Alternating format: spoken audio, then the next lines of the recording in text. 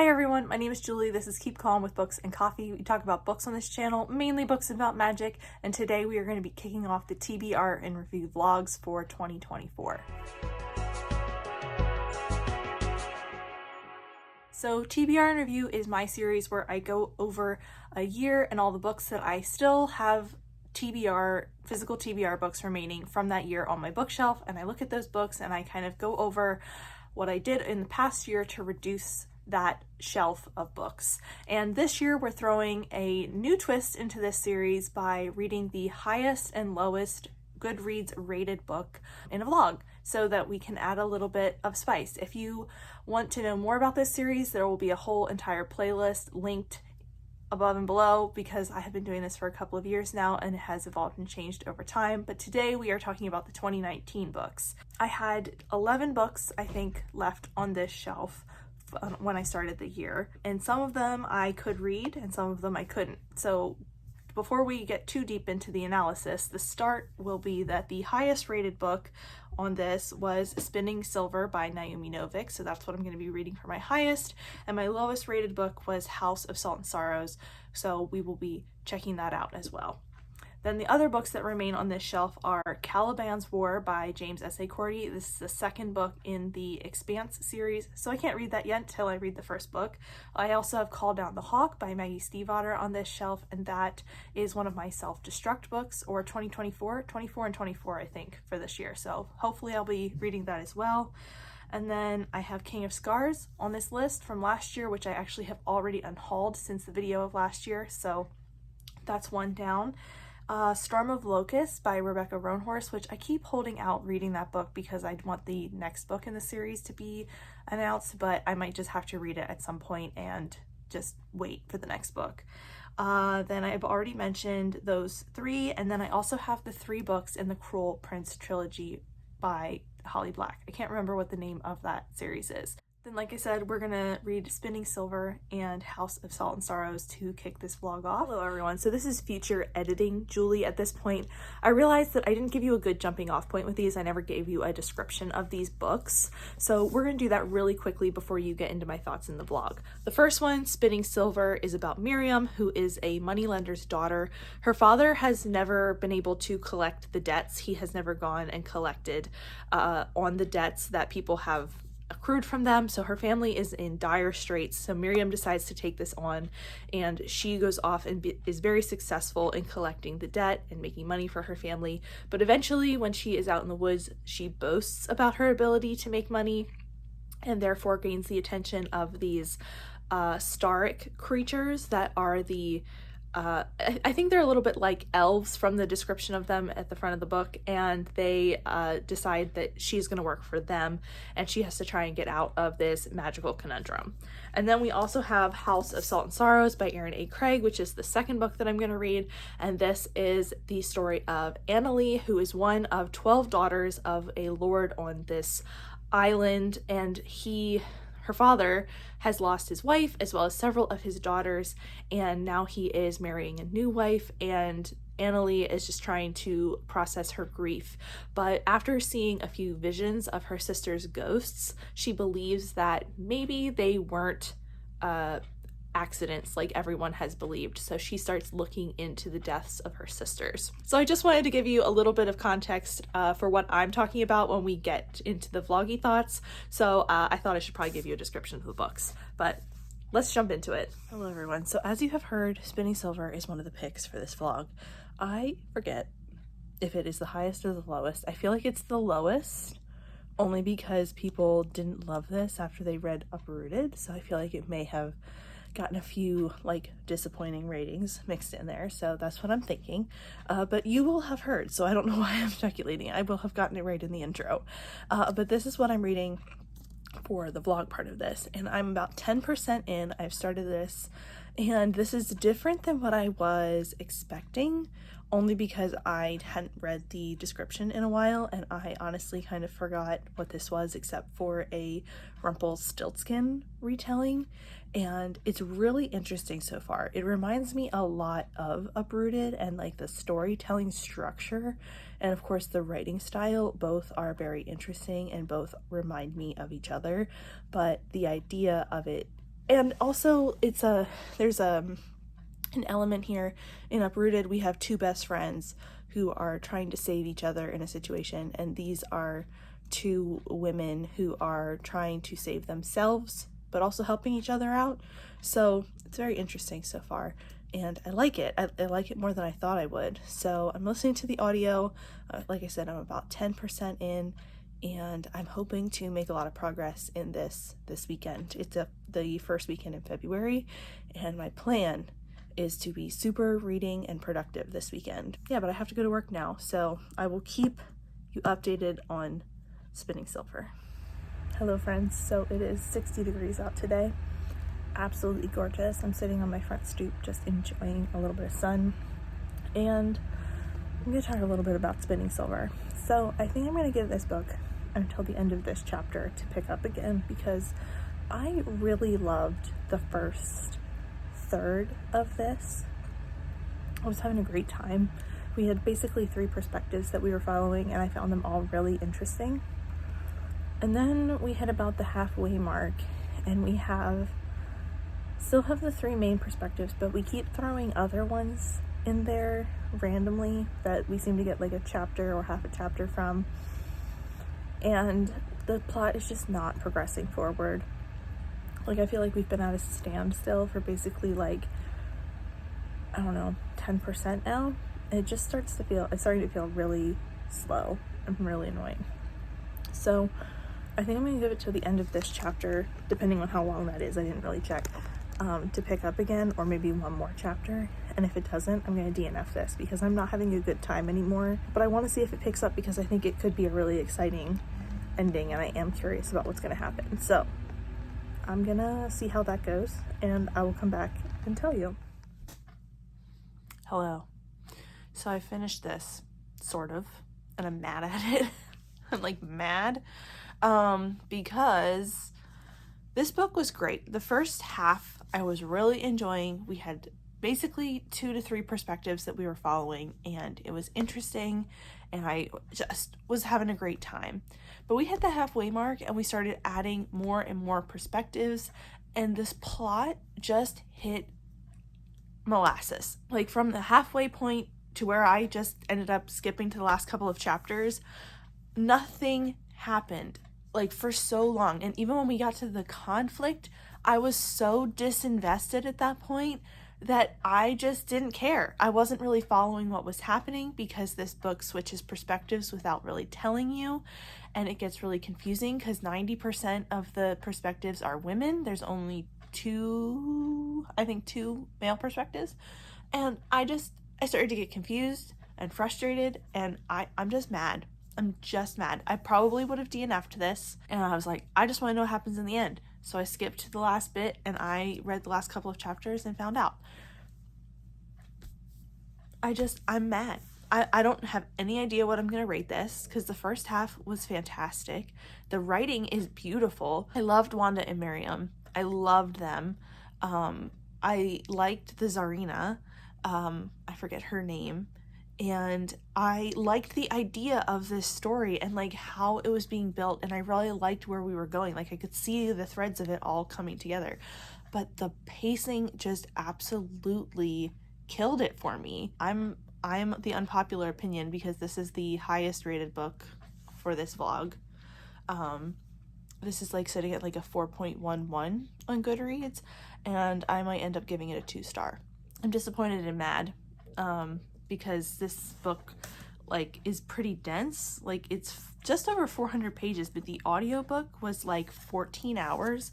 And I'm telling you, it felt like, even though I was listening to it on nearly 2 times speed, it felt like it was taking 14 hours to happen. So yeah. I'm gonna go eat breakfast. Hello everyone. So this is the like initial update on House of Salt and Sorrows by Erin A. Craig. So this was the low end pick for 2019, I believe is the year I'm reading for. I have a lot of vlogs going right now, so this is getting confusing. This is a 12 Dancing Princesses retelling that is more like on the dark side of retellings. It also has some horror elements according to the tags on Goodreads and Storygraph. So I was very intrigued by this. This only had a 3.92 as an average rating, so it wasn't like this was super low or anything like that. It was just the lowest out of the group that I had available. So I am enjoying this. I don't know that this is classified as YA, but it's reading rather young. Our main character is reading a little bit on the young side. I don't hate it, but I'm not like really enjoying it either. So far, we've done a lot of world building. We've been kind of talking about, at the beginning of this book, we talk about how some of the 12 sisters have passed away, and that the ones that are surviving still have a new stepmother, and they are trying to figure out their lives and what's going on and what is happening to their sisters.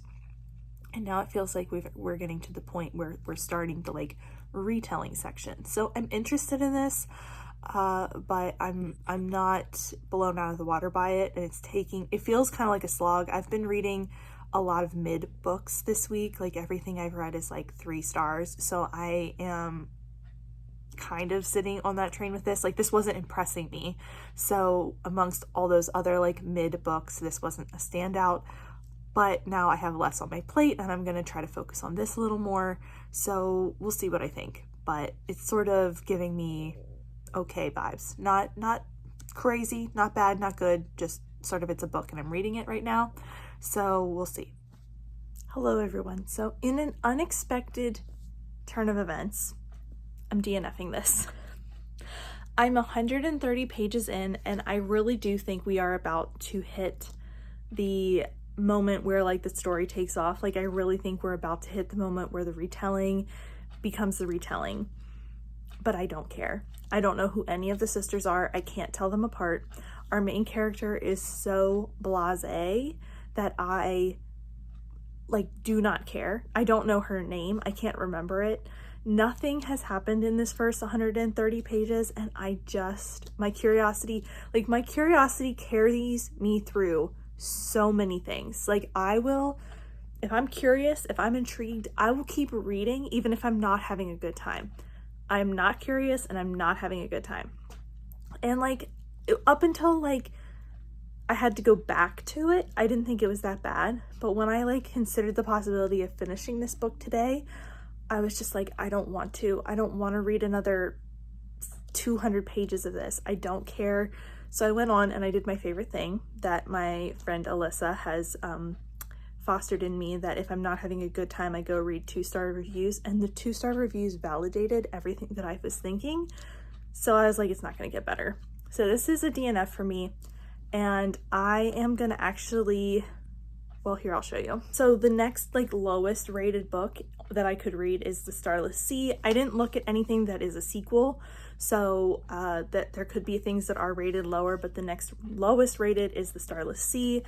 And I'm finding this really interesting so far because I nearly DNF'd Spinning Silver, and I thought that I was really gonna love House of Salt and Sorrow, and I DNF'd that.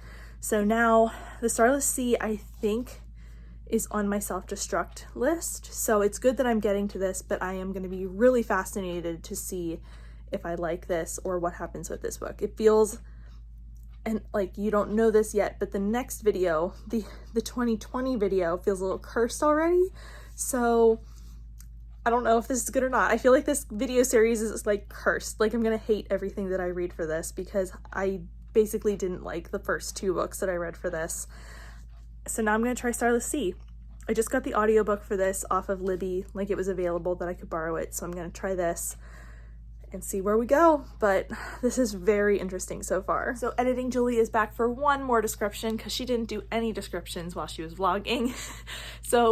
And I wasn't expecting to read this book, but now we are reading Starless Sea by Erin Morgenstern.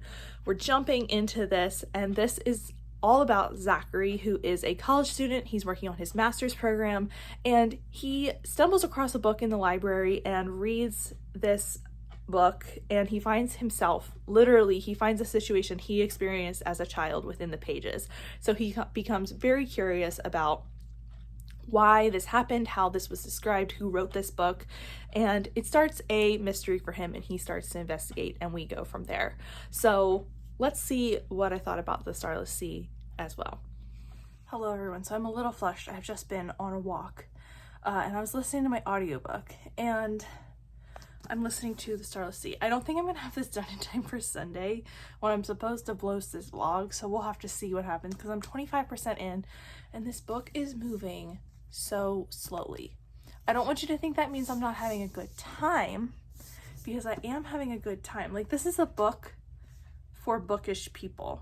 It's very slow. It's very methodical in this like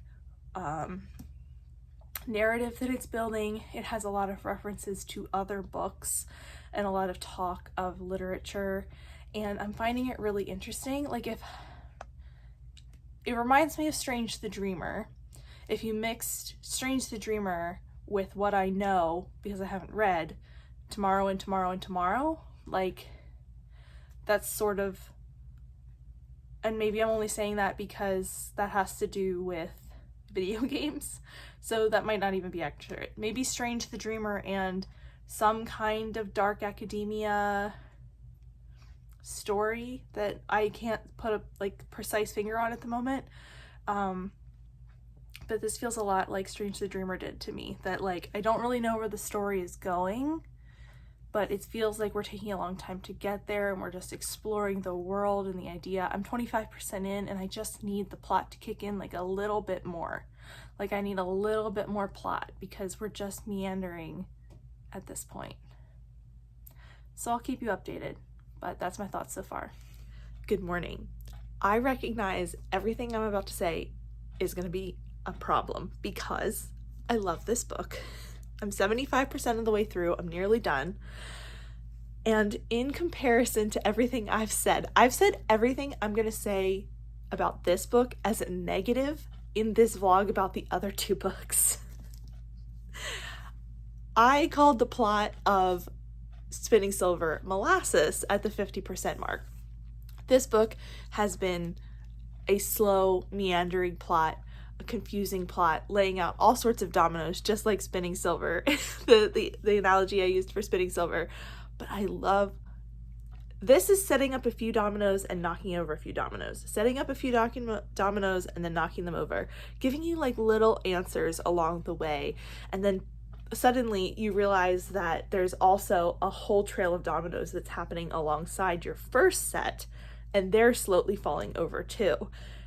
So it's much more complex and interesting, and it's been a consistent pace the entire way through this story. So even though this is slow and meandering and has a lot of perspectives in it, like Spinning Silver did, this is so much more my style of how this story could work, like this style of story could work.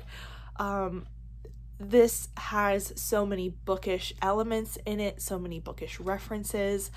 I just absolutely love this. And what I'm realizing is that I love books that are dark academia adjacent.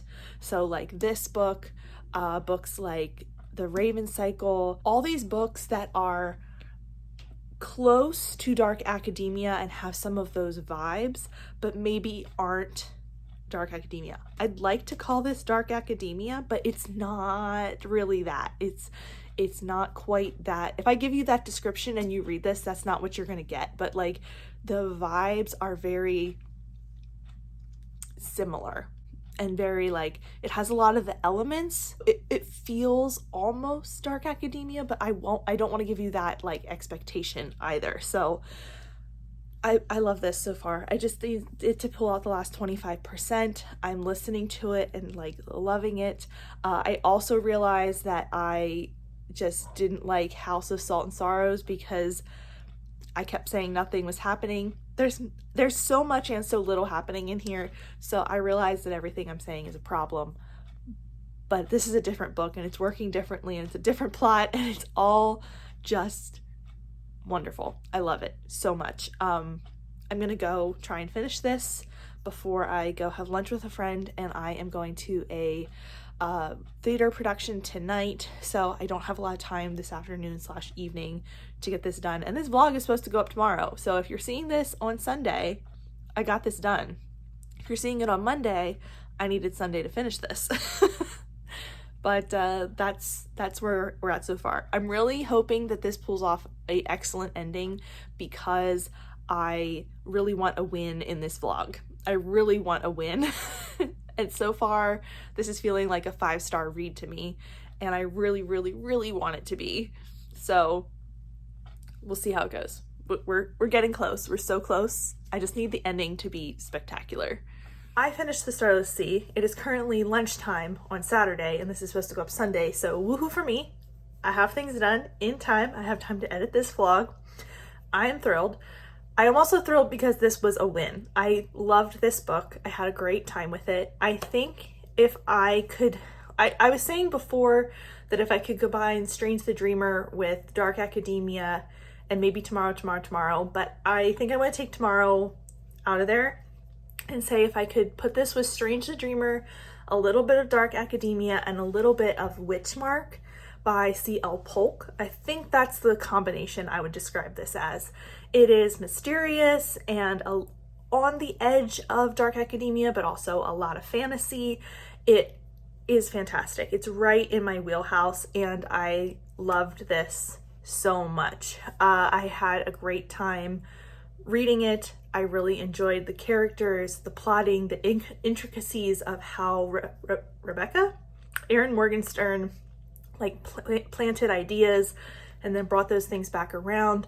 I caught so many details in here of things that, you know, were callbacks to earlier in the book, and I just absolutely loved it. I did think the ending got a little bit confusing and disjointed. However, I think this is a really difficult book to end in a succinct manner when you're trying to wrap all of those things up.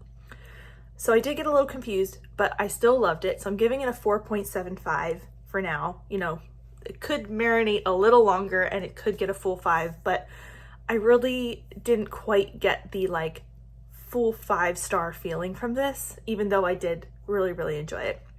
I called If We Were Villains delicious earlier this year, and I would also call this delicious. That's my new word for like really good books, apparently.